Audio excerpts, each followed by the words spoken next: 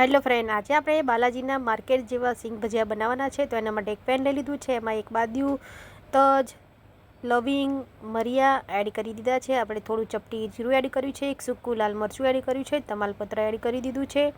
અને હવે આપણે થોડા સૂકા ધાણા એડ કરી દઈશું અને બધું એકદમ સરસ સ્મેલ આવે ત્યાં સુધી શેકાવા દેવાનું છે. અને પછી ઠંડુ થવા દેવાનું છે. ઠંડુ થઈ જાય પછી આપણે મિક્સર જારમાં લઈ લેવાનું છે.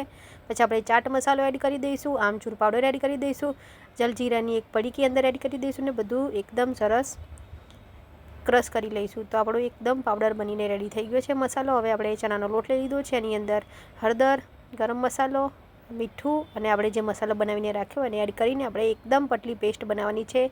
તમે જોઈ શકો છો એવી રીતની પતલી પેસ્ટ આપણે બનાવવાની છે. અને આપણે સિંગ ભજીયાને આવી રીતે કાંટાવાળી ચમચીથી એક એક કરીને એડ કરવાના છે. હાથે એડ નથી કરવાના. બહાર જેવા બનાવવા માટે આપણે એક ચમચીથી એડ કરવાના છે એટલે બધું બેટર નીચે પડી જાય. ડિટેલ્સમાં વિડીયો તમે મારી ચેનલ પર જઈને જોઈ શકો છો. યુટ્યુબ ચેનલમાં નીચે લિંક મેં તમને આપી દીધી છે.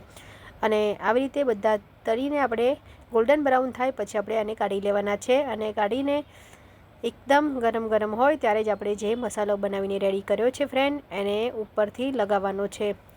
ગરમ ગરમ હોય ત્યારે જ આપણે જે મસાલો બનાવ્યો છે આપણે એ ઉપર એડ કરવાનો છે. તો રેડી છે ફ્રેન્ડ માર્કેટ જેવા સિંગ ભજીયા. વિડીયો સારો લાગે તો લાઇક કરજો, શેર કરજો.